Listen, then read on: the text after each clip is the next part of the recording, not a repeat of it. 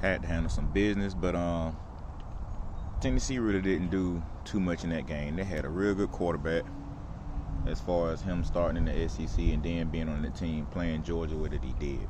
He did good.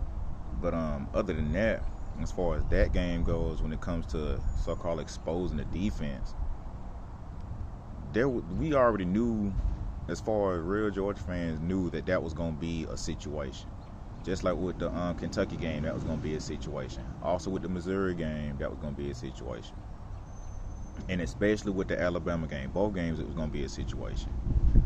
And as far as the Alabama game goes, the SEC championship game, first off, it was a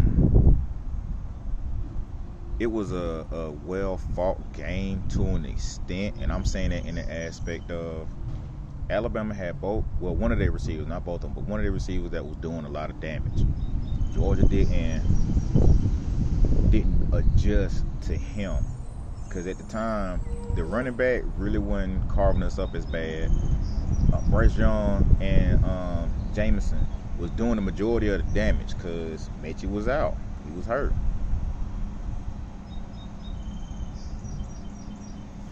Excuse me. Mechie was hurt.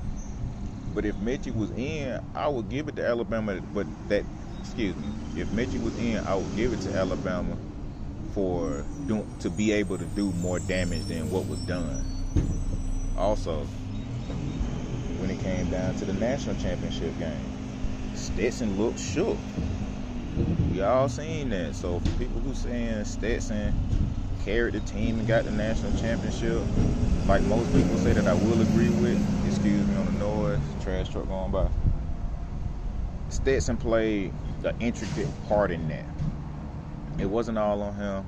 It wasn't all on the offense. Defense played the majority of the part in us winning that national. I will say that. And I'm not on here to bash the offense or the defense. I'm just going to point out things that I see and other people see.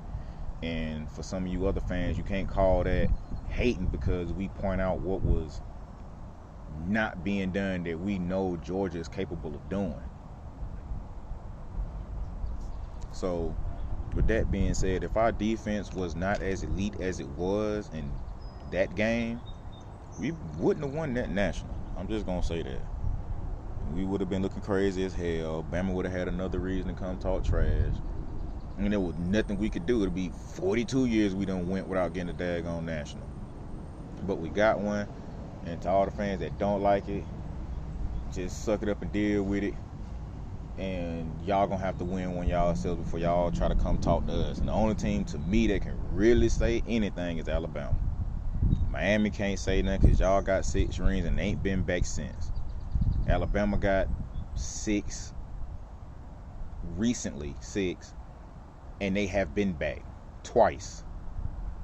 So, I mean, can't nobody else say nothing. Well, our fan base and our team has history of doing it. Y'all ain't doing nothing now. That's like 5 or 10 years from now. If this is the only one Georgia get, I can't say too much to nobody else about what their team hasn't done. What their team hasn't done.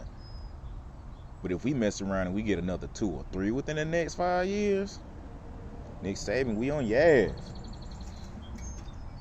We on your ass, and a lot of Bama fans ain't gonna like that, especially if they mess around and lose to Auburn, then lose to us in the SEC championship. At that point, depending on what our team looking like this year, in the next, I say 3 years, 2 to 3 years.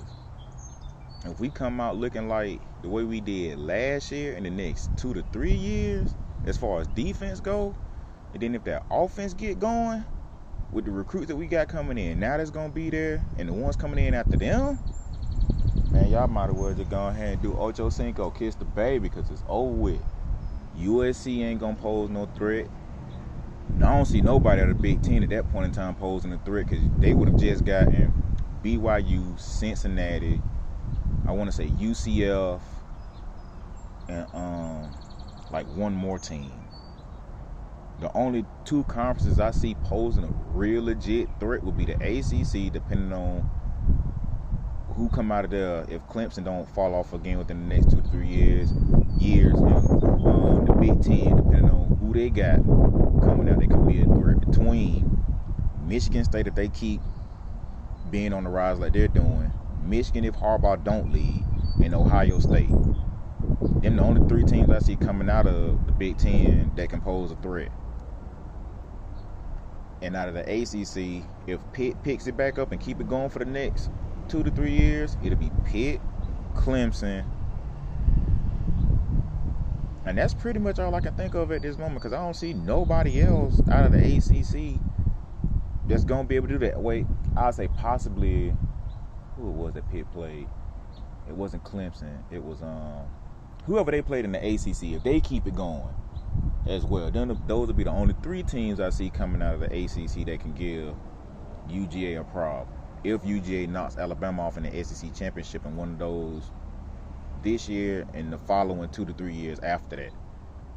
Because everybody, let me not say that.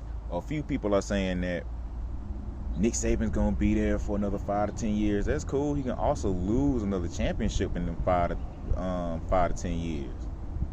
Georgia can capitalize on that. Not him losing, but Georgia can capitalize on the time span that Nick Saban has left and actually knock Nick Saban off 2 more times to get 3 rings within the next 5 years. Or let's just say Dark Saban, as some people call him, he end up winning out the next, I say, 3 years. So he add 3 more rings to the trophy case. Georgia will be on his heels from this year on. And even before this year, Georgia was on his heels. Even when we had Fromm, we was on Saban heels. So, I mean, outside of Auburn, which is a major threat to Alabama, Georgia's right behind that. With Brian Kelly being at LSU, it's going to take him at least 5 years to get right.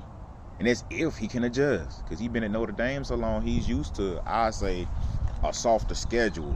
All them bounce around teams he was playing, because Notre Dame is not with a conference, it was, to me, a little easier for him to get there.